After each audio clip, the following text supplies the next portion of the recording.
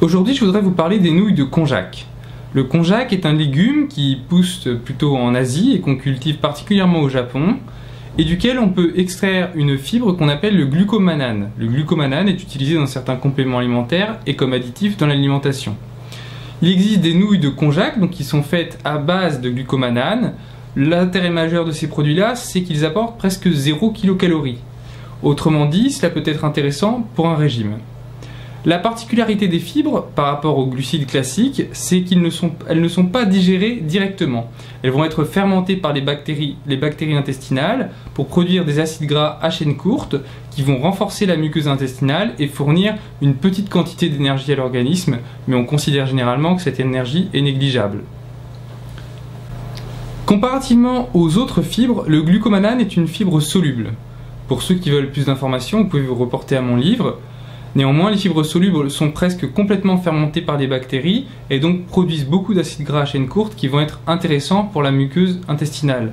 En particulier, ce genre de produits peuvent être recommandés aux personnes qui ont une rectocolite hémorragique en dehors des poussées parce que on a constaté que dans ces maladies, il y avait un déficit en acides gras à chaîne courte et donc probablement un bénéfice à avoir un apport en fibres ou en acides gras directement, ce qui est plus compliqué.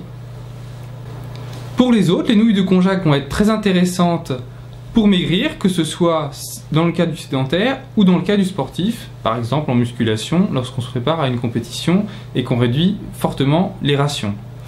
J'ai ici un modèle de nouilles directement importées du Japon. Ces nouilles de konjac apportent 15 kilocalories au 100 g, ce qui est très peu. Elles apportent environ 5 g de fibres au 100 g.